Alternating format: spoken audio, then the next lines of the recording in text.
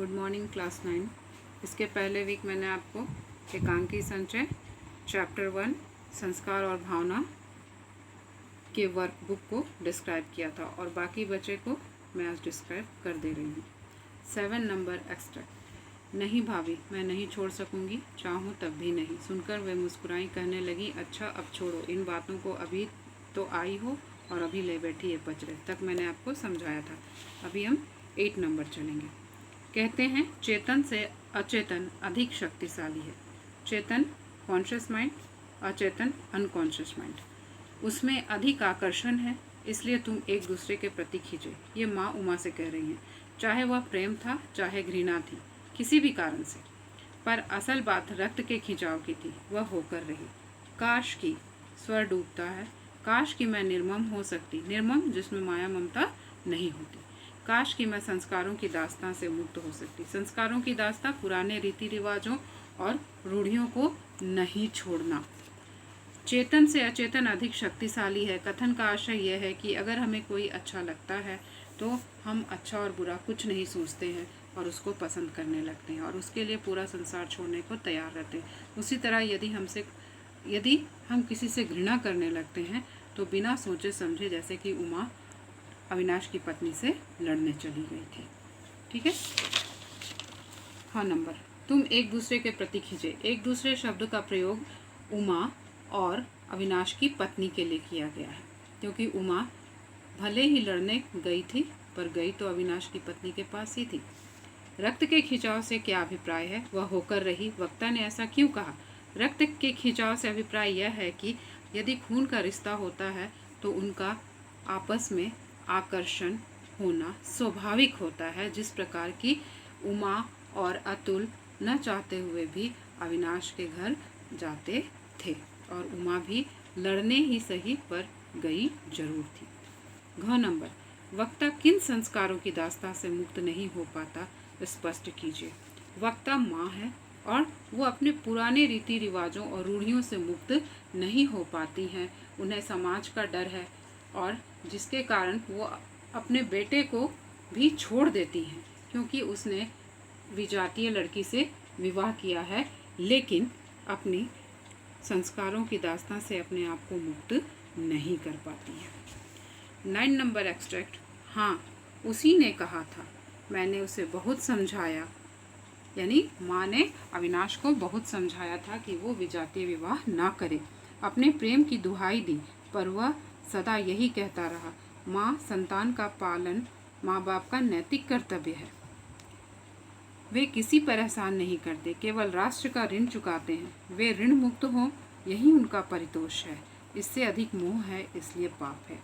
उपयुक्त कथन का संदर्भ यह है कि अविनाश अपनी माँ को समझाता है कि बच्चों का पालन पोषण करना माँ बाप का नैतिक कर्तव्य है, यानी ये प्राकृतिक है कि माँ बाप अपने बच्चों का पालन पोषण करते हैं, फिर उनके बच्चे बड़े हो जाते हैं तो वो अपने बच्चों का पालन पोषण करते हैं, तो इसमें कोई किसी पर एहसान नहीं करता है। और एक अच्छे, यानी बच्चों में अच्छे संस्कार को डालना माँ बाप का कर्तव्य होता है, तभी वो अपने राष्ट्र के ऋण से मुक्त हो पाते हैं। और माँ बाप ने वही किया है। और जब बच्चे बड़े हो जाते हैं तो उनकी अपनी सोच होती है, अपना विचार होता है, अपना तरीका होता है जीने का, उन पर माँ बाप अपने विचार नहीं थोप सकते। वक्ता ने किसे क्या समझाया? वक्ता अविनाश है और उसने माँ को समझाया कि आपका कर्तव्य आपने निभाया और जो मैंने किया वो गलत नहीं है। मैंने सिर्फ एक विजातीय लड़की से विवाह किया है, मैंने बहुत बड़ी गलती नहीं की है। 3 नंबर, संतान का पालन माँ बाप का नैतिक कर्तव्य है। कथन पर टिप्पणी, यानी अपने बच्चों का पालन पोषण करना ये माँ बाप का कर्तव्य है। समाज बच्चों से, व्यक्ति से बनता है, व्यक्ति समाज से नहीं। तो यदि माँ बाप अपने बच्चों में अच्छे संस्कार नहीं भरेंगे तो हम एक अच्छे और स्वस्थ समाज की कल्पना भी नहीं कर सकते। यदि प्रत्येक माँ बाप अपने बच्चों में अच्छे संस्कार डालेंगे तो एक अच्छे और स्वस्थ समाज का निर्माण होगा और हमें किसी को ये समझाने की आवश्यकता नहीं पड़ेगी कि ये सही है और ये गलत है, क्योंकि हर यूनिट, हर व्यक्ति, हर इकाई अपने आप सुधरा हुआ रहेगा तो समाज अपने आप अच्छा और स्वस्थ बनेगा, दृढ़ बनेगा। वक्ता के कथन, इससे अधिक मोह है इसलिए पाप है, पर अपने विचार व्यक्त कीजिए। एक उम्र के बाद बच्चों का अपना शौक होता है, अपने तौर तरीके होते हैं जीने के। माँ बाप को उसमें हस्तक्षेप नहीं करना चाहिए। यदि वो गलत रास्ते पर जाता है तब हमें उन्हें ज़रूर रोकना और टोकना चाहिए, परंतु जबरदस्ती उन पर अपने विचार थोपने नहीं चाहिए। 9 नंबर एक्सट्रैक्ट, निर्मम ही नहीं कायर भी, जिन संस्कारों में तुम पली हो उन्हें तोड़ने की शक्ति तुम में नहीं है माँ। ये वक्ता यानी जो बोलने वाला है वो अतुल है और श्रोता माँ है। वक्ता ने श्रोता को निर्मम एवं कायर इसलिए कहा है।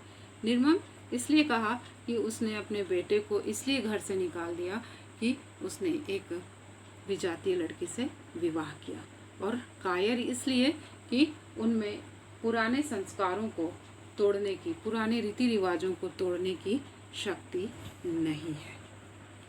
एकांकी में विजातीय विवाह की समस्या को किस प्रकार उठाया गया है? विजातीय विवाह पर अपने विचार प्रकट कीजिए। इसमें अविनाश और उसकी पत्नी के द्वारा विजातीय विवाह को उठाया गया है। चूंकि अविनाश जिस लड़की से विवाह करता वो लड़की बहुत ही सभ्य है, संस्कारी है, लेकिन एक जाति की नहीं है, जिस सिर्फ इस कारण माँ उसको अपने घर में घुसने नहीं देती है, क्योंकि माँ अपने गले सड़े पुराने संस्कारों को छोड़ना नहीं चाहती है। समय के अनुसार हमें अपने आप को परिवर्तित करना चाहिए, और नहीं तो समाज दूषित हो जाता है।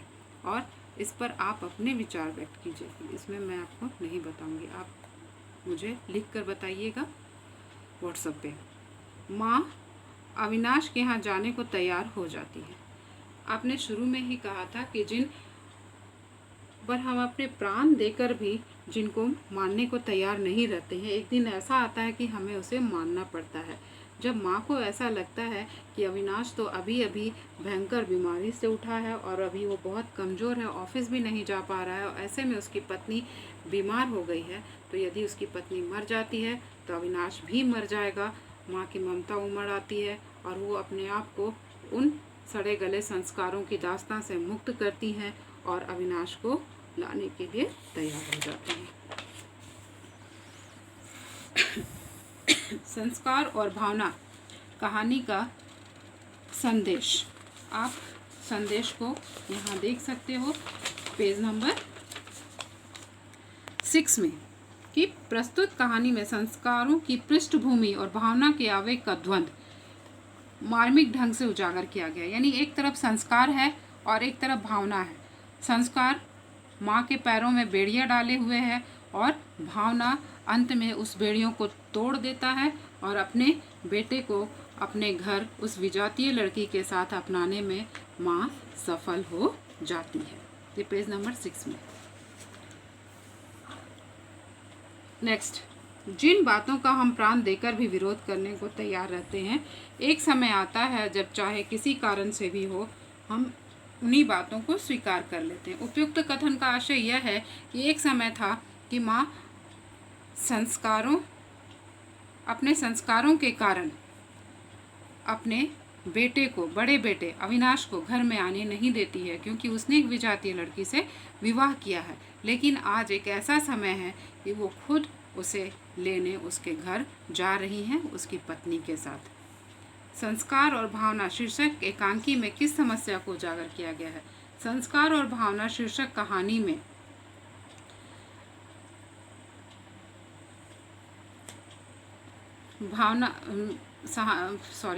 कहानी में विजातीय विवाह की समस्या के साथ साथ ये बताया गया है कि हमें अपने पुराने विचारों से सिर्फ उन्हीं को अपनाना चाहिए जो आज के समाज के लिए उपयुक्त हैं, और जो आज के समय के लिए उपयुक्त नहीं हैं उनको छोड़ देना चाहिए।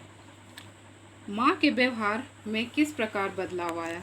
माँ के व्यवहार में एक महत्वपूर्ण बदलाव आया और उन्होंने संस्कार पर भावना की विजय हुई और वे अपने बेटे और बहू को घर वापस लाने के लिए तैयार हो गई।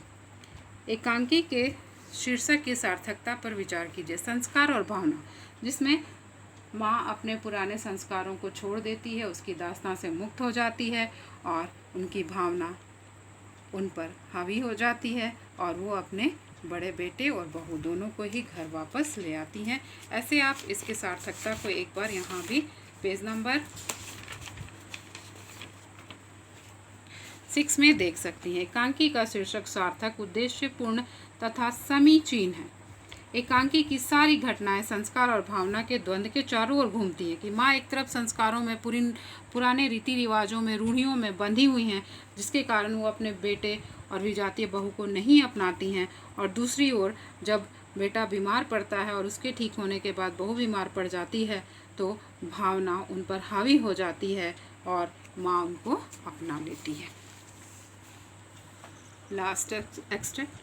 इससे अधिक मोह है इसलिए पाप है, पर मैं क्या करूं?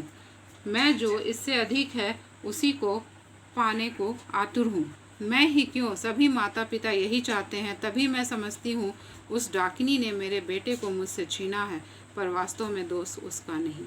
इसमें वक्ता माँ है और उपयुक्त कथन किससे तथा किस संदर्भ में कहा है। उपयुक्त कथन उन्होंने उमा से कहा है और इसलिए कहा है कि माँ बाप बच्चों को पालते पालते पता ही नहीं चलता कि कब वो बड़े हो जाते हैं और उनकी एक आदत सी बन जाती है अपने विचार उन पर थोपने की, और यही उनका अपराध हो जाता है। वो अधिक चाहते हैं बच्चों से। चूँकि पहले तो वो अविनाश की पत्नी को डाकिनी कहती हैं, परंतु वो कहती हैं कि इसमें दोष उसका नहीं है, क्योंकि वो इतनी सुंदर, सभ्य और संस्कारी है कि कोई भी उस पर आसक्त हो सकता है। इससे अधिक मोह है इसलिए पाप है। वक्ता ने किस संदर्भ में कहा? अधिक मोह इस है तभी तो पाप है, क्योंकि अधिक मोह होने पर व्यक्ति स्वार्थी हो जाता है और वो सामने वाले की अच्छाई बुराई और उसकी भावनाओं की कद्र नहीं करता। वो सिर्फ अपने बारे में सोचता है, अपने सुख के बारे में सोचता है, जैसा कि माँ ने इसमें सोचा। वक्ता के अनुसार उसकी तरह सभी माता पिता क्या चाहते हैं कि बेटा या बेटी या उसकी संतान उसके अनुसार, उसके कहे अनुसार ही चले और उसकी खुशी में ही उसके संतानों की खुशी है, लेकिन ये सही नहीं है। वक्ता ने डाकिनी शब्द का प्रयोग किसके लिए किया है? वक्ता ने डाकिनी शब्द का प्रयोग अविनाश की पत्नी के लिए किया है। फिर उसने यह क्यों कहा कि वास्तव में दोष उसका नहीं? उसका दोष इसलिए नहीं कि वो सुशील है, सुंदर है और सभ्य है, जिसके कारण अविनाश ने उसे पसंद किया है, इसलिए उसमें उसका कोई भी दोष नहीं है। Thank you. ये कंप्लीट हो गया। इसको आप देख लोगे और कोई दिक्कत होगा तो पूछोगे। कितना मिनट?